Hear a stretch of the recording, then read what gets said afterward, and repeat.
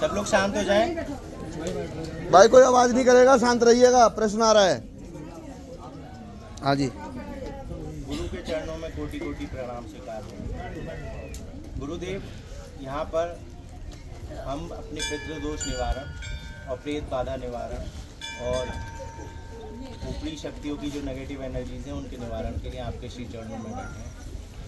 तो गुरुदेव, आज का मेरा ये प्रश्न है कि पितृ बाधा के निवारण के लिए जो आपने विधि बताई है, दीप यज्ञ, नाम जाप और तृतीय हवन, इन तीनों विधियों को आपके द्वारा कम से कम 8 बारी बताया गया है। तो पितृ लाइन को क्लियर करने के लिए इस विधि को कितना लंबे समय तक किया जा सकता है, ये मेरा प्रश्न है। वो पितरों के ऊपर बात है। अगर आपके पितर बहुत गहराई से दबे हुए हैं, बहुत सालों से दबे हुए, ये एक ऊर्जा ही है। ऊर्जा 2 प्रकार की है, एक मलिन है, एक अच्छी है। नहीं समझो, एक अंधेरा है, एक उजाला है, यही 2 प्रकार की ऊर्जा है। तो जो मलिन है वो कितने लंबे समय से चली आ रही है और उसमें कैसी कैसी ऊर्जाएं जो है शामिल है। इसी प्रकार से जैसे आदमी रहता है, जब वो जीवन जीता है तो किसी के तो विचार बहुत स्वच्छ रहते हैं और किसी के विचार बहुत मलिन रहते हैं। किसी का ध्यान दूसरे की संपत्ति पे ही रहता है, ठीक है। कोई केवल मेहनत करने पे लगा रहता है तो उसकी ऊर्जाएं अच्छी रहती है। किसी का विचार जो है वो दूसरे को दबाने पे होता है, किसी का विचार अपने आप की उन्नति के लिए होता है। तो वो विचारों पे निर्धारित है आपकी ऊर्जा, आपके संकल्पों पे निर्धारित है। भगवान के संकल्प अच्छे हैं इसलिए वो भगवान है।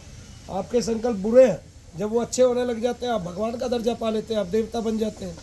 यही तो बात है, बस अपने संकल्पों को अच्छा करना होता है। तो जो बुरा है उसके लिए भी संकल्प अच्छे हो जाते हैं जब संकल्प अच्छे होते हैं। तो जैसे कोई बुरा है, उसके उत्थान के लिए आप उसको 2 बात कह दोगे, उसमें सुधार के लिए, तो वो फिर सुधार करना चालू कर देता है। कैसे? इसका प्रयास ऐसे लिया जाए, कैसे लिया जाए, ऐसे लिया जाए। यानी जैसे मैं सारी दुनिया के डॉक्टरों को चेता रहा हूँ, उसमें कुछ पार्टिकुलर डॉक्टर नहीं है, मैं सारे डॉक्टरों को बता रहा हूँ कि एक माँ है हमारी, एक बहन है हमारी, उस माँ बहन को आपने ऐसा समझ लिया है कि जैसे वो आपके प्रयोग की वस्तु हो गई है।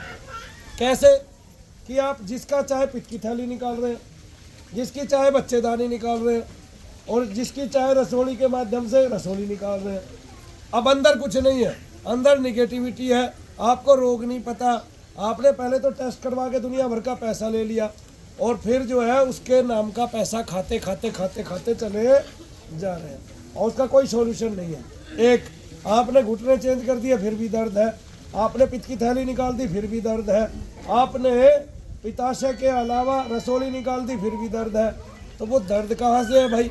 आपने दर्द के लिए सारे काम किए, ठीक है। एक आपने जो दुनिया की सहज प्रक्रिया है, माँ के गर्भ से बच्चे का बाहर आना।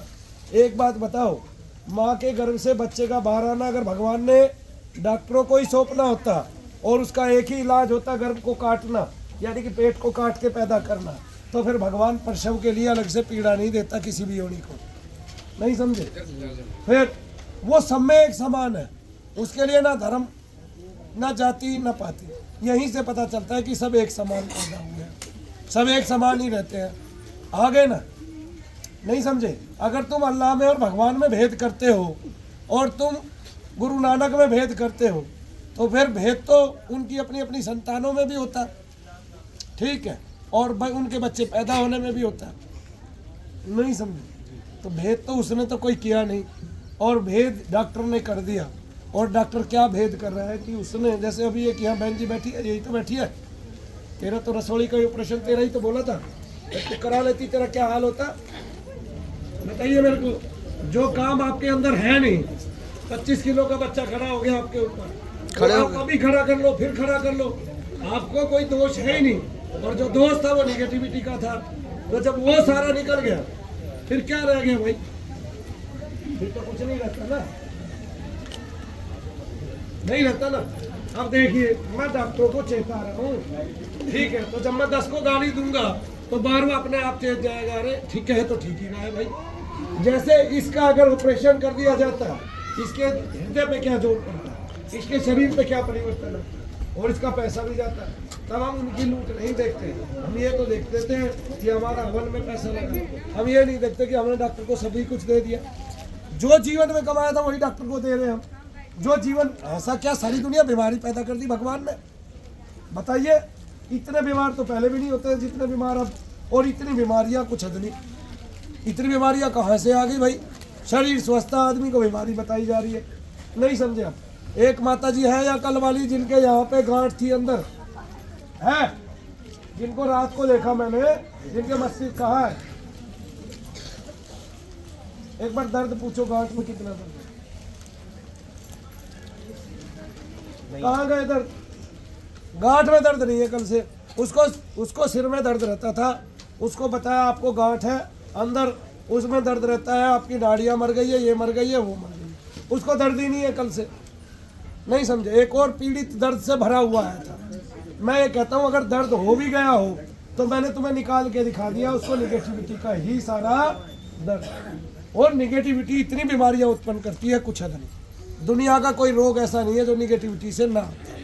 अच्छा, ये निगेटिविटी ऐसी बहुत सारी बीमारियां कैसे पैदा कर लेती है भाई? ऑब्वियसली एक बात है, आपने ज़्यादा खा लिया पेट खराब होगा। नहीं समझे? आपने पानी नहीं पिया तो गला सूखेगा। नहीं समझे? है, आप ज़्यादा डूब के नहा लिया तो जुकाम हो जाएगा, पानी वहाँ तक चला जाएगा नाक के रेशों में। नहीं, वहाँ जलन भी हो सकती है। आप रेफी में चले गए, आपको छींकें आने लगेंगी। नहीं समझे? तो आप जहाँ चले गए, जहाँ निगेटिविटी का तत्व बैठ गया भाई। जैसे एक लड़के का 13 लाख का ऑपरेशन, 13 लाख रुपए लग चुके और फिर भी डॉक्टरों ने उसका ऑपरेशन बोल दिया सर। मैंने क्या किया, आते उसके 2-4 हथौड़ी बरसा दी। जैसे जैसे मैं हथौड़ी मारता गया उसके सर का दर्द कम होता। आप बताओ, दुनिया में ऐसा कौन सा डॉक्टर है जो सर के दर्द में हथौड़ी मारेगा और दर्द कम हो जाएगा? मार सकता है? नहीं। कल एक आदमी आया, वो यहाँ से 25 किलोमीटर की दूरी पे रहता है, उसके आधे सर में दर्द रहता है और वो आंख बंद करके 2-2, 3-3 घंटे ठंडा जल डाले जाता है यूं आधे सर में। उसके दर्द का कोई तोड़ नहीं मिल रहा डॉक्टरों को। कल वो मेरे पास आया, मैंने फूंक मारी, मैंने पूछा कहाँ लगी? बोले है मस्तिष्क में लगी। मैंने तुरंत 2 घूंसे मार दिए। अब दर्द कहाँ है ढूंढो, दर्द है ही नहीं। नहीं समझा? क्या है कि निगेटिविटी शरीरों में वास कर रही है। अब वो जहाँ चली जाती है वहीं के रोग हो जाते हैं। किसी की निगेटिविटी पेट में रहती है तो पेट के ही तो रोग देगी, किसी की कमर में रहती है तो कमर का रोग देगी। अब डॉक्टर कह रहा है भाई, मैं कौन किसकी बेल्ट उतारने वाला हूँ, मैं कौन किसके घुटने का ऑपरेशन करने वाला हूँ ना। मैंने ये चीज़ें सीखी, मैं तो भगवान का नाम जप करने वाला हूँ। लेकिन मैंने एक बात देखी कि लोगों में निगेटिविटी रहती है और वही क्या कराती है। किरण पाल खड़ा है, 40 लाख रुपए इसके पहले लग गए, 3 किले बिक गए, 1 किला बाकी, उसको भी बिकवाने के लिए डॉक्टर तैयार। और समस्या उसको शनिधाम की, यानी कि उसको निगेटिविटी है। देखो अभी भी कैसे कर रहा है मेरे कहते ही। देखो ये निगेटिविटी की समस्या है इसको, और अभी तक ठीक खड़ा था। आगे ना तो वो थोड़ा तत्व रह रहा है, जो ही मेरी आंखों में देखेगा तो ही उसमें दबाव पड़ेगा। ये सेम कैसे है मैंने पहले बताया अभी तो, कि जैसे किसी पुलिस वाले ने आपकी खाल उधेड़ दी, आपने कोई अपराध किया। पुलिस वालों को मैं बदनाम नहीं कर रहा हूँ, मैं तो एक बात बता रहा हूँ, कोई आदमी अपराध करेगा पुलिस वाला मारेगा डंडा। और अगर उसने किसी को डंडे मारने हैं, अब वो आदमी उस पुलिस वाले के सामने कदापि जाएगा नहीं। जब जाएगा तो वो एक तो बहुत लहजे से बोलेगा और दूसरा डर के बात करेगा, है ना। और उसको देखते ही उसके पैर कांपने लगेंगे। ऐसे ही तो ऐसे ही सेम उसको हुआ। अब तो नहीं हो रहा, हो रहा है। आराम आंख में देख, अरे देखा होने लग गया क्या भाई? नहीं समझे? तो निगेटिविटी है शरीर में भरी हुई है, उसकी फॉर्म अलग अलग है। उसको प्रेत कहो, पितृ कहो, बहाते नहीं समझा? उसका स्वरूप एक ही है। आपने बहुत सारी ऊर्जाएं देखी होगी, मेरे घर में देखी होगी, यहाँ भी देखी होगी। वो ऊर्जाएं कभी गोलाकार बन जाती है, तो ऐसे ऐसे करके घूम रही है। ये कीड़े नहीं है, ये कदापि कीड़े नहीं हो सकते, क्योंकि आप देख रहे हो अभी भी मौसम साफ है और मच्छर कुछ अलग तरीके से आता है। ऐसी एक तितली यहाँ से होके गुजर गई है, अब ये वापस यही नहीं आएगी, तो वहाँ पर रोज कैसे वही तितलियाँ आ रही है, ठीक है, और रोज उसी आकार में आ जा रही है और जमीन में समा रही है, फिर वापस नहीं उठ रही। तो ऐसा आप कदापि देखते नहीं है। ऊर्जाओं का जो स्रोत शनि धाम में है वो दुनिया में कहीं पे है ही नहीं। और ये उत्पन्न भी हो जाता है। कैसे उत्पन्न हो जाता है?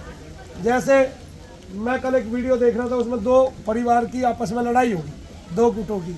अब उनके पितर और उनके पितर आमने सामने हो गए, वो दुआ कर रहे हैं कि ये लड़े ना ये लोग, और वो वहाँ दिखाई दे रहे हैं घूमते हुए कि उनके मस्तिष्क खराब ना हो, उनका क्रोध बढ़ रहा है, वे गाड़ियों से एक दूसरे को टक्कर मार रहे हैं और सारे काम कर रहे हैं। ये तो गुड़गांव की खबर है भाई, कल परसों की। किसने देखी है? नहीं देखी आप लोगों ने? 5 गाड़ियां टूट गई उसमें और बहुत सारे लोगों को चोट लग गई। गुड़गांव की एक खबर और भी है, शमशान घाट गिरने से 4 लोग मर गए। शमशान घाट की दीवार गिरने से। कल ही कहा था गुरुजी ने कि शमशान घाट की दीवार शमशान में घाट की दीवार नहीं गिरती है एक्चुअली। कभी भी शमशान घाट की दीवार ना गिरी ना छत गिरी। एक बार शमशान घाट की छत गिर गई, 24 आदमी मर गए, 35। जी गाजियाबाद। ठीक है ना, गाजियाबाद में। और वो कोई त्यागी ही थे जिन्होंने उसका टेंडर लिया था, और उसने बता दिया नीचे से ऊपर तक कैसी लूट थी जी। बोला 37 लाख रुपए उसमें लगाने के लिए मिले थे। 37 लाख में तो बोला सही तरीके से लगाया जाए तो थम भी ना पड़े उसके। ठीक है, बोला मिले कई करोड़, लेकिन वे बट गए बच्चे 37 लाख। अब 37 लाख में से मुझे भी चाहिए था। अब 16 लाख रुपए मुझे कुल लगाने थे। उस 16 लाख की छत थी वो गिर गई। नहीं समझे? 16 लाख रुपए में 500 गज का लेंटर कैसे पड़ जाएगा? 1000 गज का लेंटर, जिसके नीचे शमशान में जाने वाले सारे लोगों को खड़े होना है। इतना बड़ा लेंटर कैसे पड़ जाएगा 16 लाख रुपए में? आगे ना, जब एक छोटी सी टीन जानने लगते हैं उसी के कई करोड़ रुपए लग जाते हैं। कैसे लग जाएगा भाई? तो वो तो चला जाता है, फिर कोई नहीं पूछता। SDM को, इसको, उसको, ये सारे बैठ कर रिश्वत ले रहे हैं। सरकार की आंखें नहीं खोल। ये असल में सरकार की दीवार गिरी है, ये किसी शमशान की दीवार नहीं गिरी। सरकार की दीवार होती है, शमशान की नहीं। शमशान की छत नहीं, सरकार की छत गिरी है, क्योंकि सरकार की छत मजबूत थी ही। इसलिए कहता हूँ सरकार की छत को मजबूत कर दो, ताकि आगे आने वाले समय में कभी गिरे ही। एक आज टेंडर निकला, फाइल तैयार हुई कि फलाने गांव की शमशान बननी है, उससे पहले उसमें से कीड़ा लग जाता है, बड़े बड़े ठेकेदार आ जाते हैं, टेंडर इतने का है, वो ऊपर की भी रिश्वत लिख देते हैं जी, इतने इतने रिश्वत के, ऐसे ऐसे करके, और सारे टेंडर कर देते हैं, और कम से कम में भर के दिखा देते हैं, ज़्यादा से ज़्यादा बच जाती है बंदर बाट, कोई पूछता ही नहीं। अब कोई बताए, बोला जी अम्बेडकर जी ने संविधान लिखा, वो संविधान कहाँ गया भाई? जिस संविधान के माध्यम से हम चोर को, अपराधी को सजा ही नहीं दे पाए। कसाब आके यहाँ ये कहे कि मेरी मर्जी आई, मैंने गोली चला दी, मेरा मन किया, और उसको सजा मिले 8 साल बाद, 10 साल बाद, उस संविधान का मैं क्या करूंगा भाई? बोलिए। जो मेरे बच्चों को आज मार गया, उस संविधान का मैं क्या करूंगा? धर के चाटूंगा। इससे अच्छा तो ना ही बनता कतर देश की तरह। ऐसे कई मुस्लिम कंट्री है जहाँ कोई संविधान नहीं है, बस एक ही बात है, अगर आपने चोरी की तो फांसी। ठीक है, आगे ना जी, गाड़ियों का इसका उल्लंघन किया तो इतनी सजा, और 5 लिखे धरे ऊपर नीचे, 5 ही कानून बतेरे, एक ही कानून बतेरा, बस। इतने बड़े संविधान की जरूरत ही नहीं है। क्या करोगे उस संविधान का, है जिसमें बचाव के दुनिया भर के साधन है, लाखों धाराएं हैं। एक इस संसार में भारत से ज्यादा वकील कहीं नहीं, इस संसार में भारत से ज्यादा जज कहीं नहीं, इस संसार में भारत से ज्यादा पुलिस वाले कहीं नहीं, नेता कहीं नहीं, और इस संसार में भारत से ज्यादा नेता कहीं नहीं। आगे ना, सबसे ज्यादा घूसखोरी भारत में, सबसे ज्यादा भ्रष्टाचारी भारत में। वो कल पूछ तो रहा था जी, बोले मेरे पेट में दर्द है, मैंने कहा भ्रष्टाचार की मूली खाली होगी? नहीं समझे? है बोला ना जी इधर दर्द है, मैंने कहा तो यहाँ तो रिश्वत की रोटी फंसती है। नहीं समझे आप? तो फिर इस संसार में सबसे दयनीय स्थिति अगर किसी देश की है तो वो भारत की है। संविधान में भी कहीं अगर अमेंडमेंट्स नहीं हुए हैं आज के युग को लेके, आज के समय को लेके, तो वो भारत है। आए ना समझ में? जैसे अगर आज के युग में कुरान शरीफ को पढ़ते हैं तो उसमें बहुत सारी ऐसी बातें हैं जो लागू नहीं हो सकती, इसी तरह आपके वेदों की बातें आप पे लागू नहीं हो सकती। अब 13 साल की लड़की को कोई ब्याहेगा? बोलो। 35 की होने के बाद भी लड़की कहती है मैं बस शादी ना करूं बापू, मैं तो 4 साल बाद करूंगी, अभी तो मेरा कैरियर नहीं बना, ये नहीं बना, वो नहीं बना। ये तो सारे संविधान फेल हो गए। फिर किस लिए जरूरत पड़ी? उसमें समय समय पे अमेंडमेंट्स होने चाहिए, समय समय पे नए कानून बनने, अगर बनते हैं नहीं तो स्थिति बिगड़ जाती है, फिर नहीं समझे आप। फिर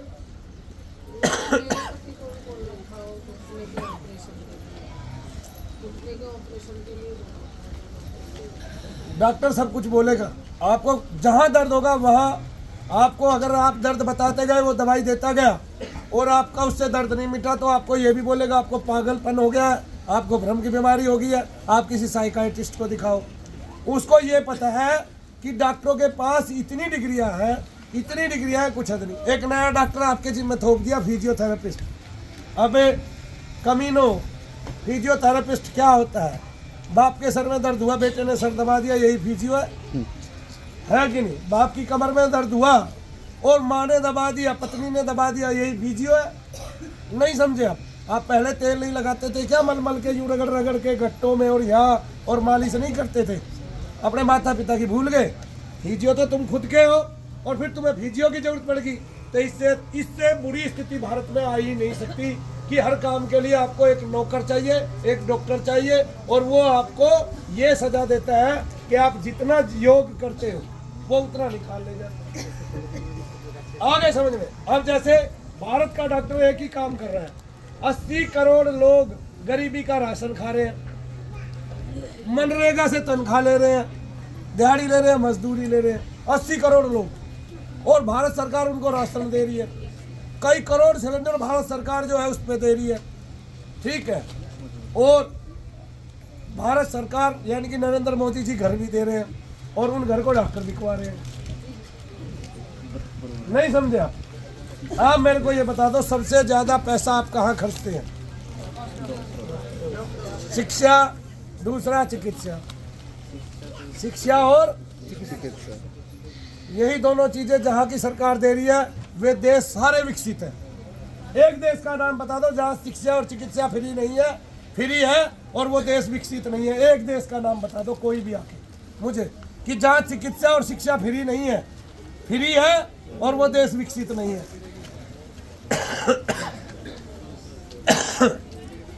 भारत कभी विकसित हुआ नहीं और होगा भी नहीं जब तक चिकित्सा और शिक्षा फ्री, ये मैं तुम्हें बता देता हूँ, ठीक है। ऊपर बैठे लोगों के दिमाग सुन हो गए हैं, उनके दिमागों पे ओले पड़ गए हैं, वे ठंडे हो गए हैं, ठीक है, वे सुनने हो गए हैं। उनके दिमाग में एक ही बात रह गई है कि तुम्हारा धन कैसे बढ़े। आया समझ में? तुम्हारा धन कैसे बढ़े या तुम्हारे पड़ोसियों का धन कैसे बढ़े, ऐसा तो कोई सोचता नहीं। चलिए एक बात बता देता हूँ। दो दोस्त हैं, तो एक को बहुत ऊंचा पद मिल गया, उसने सोचा कि मेरे को पद मिल गया, अगर मैं अपने पास जोड़ूंगा तो मैं बदनाम हो जाऊंगा, इसलिए दोस्त के पास जोड़ के बहुत सारा धन रख देता हूँ।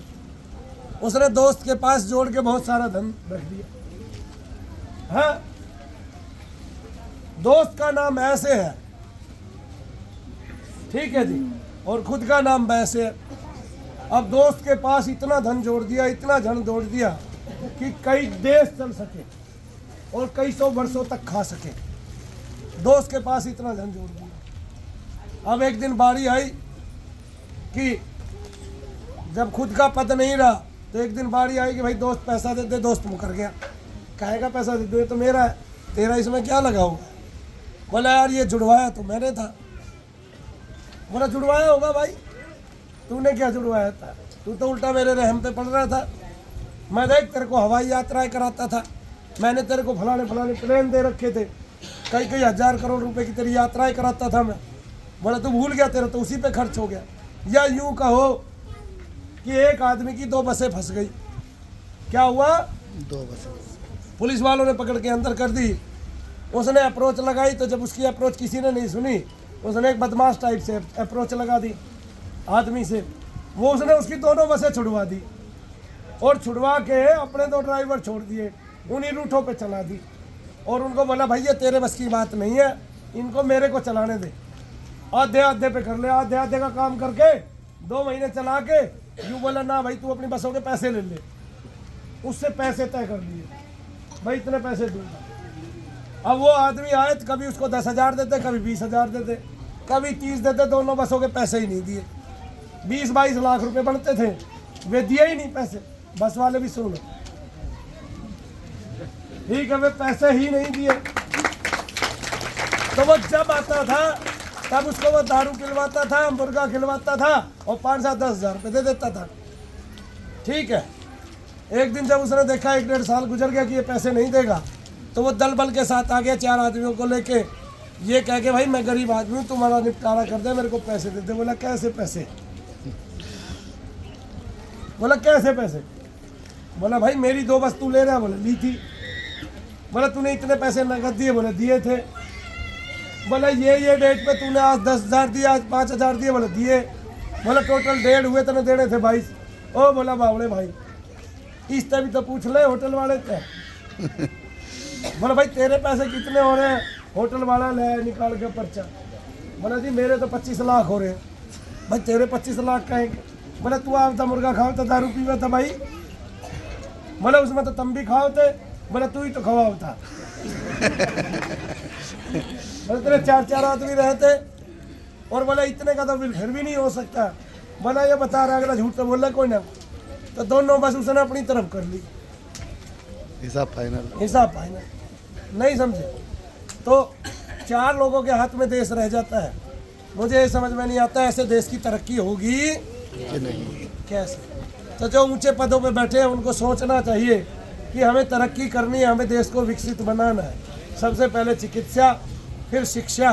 हमें इनको जहाँ भी जिस भी देश में ये दोनों चीज़ें फ्री है वो देश विकसित है। बात लिख लो मेरी, वो देश विकसित है, चिकित्सा और शिक्षा।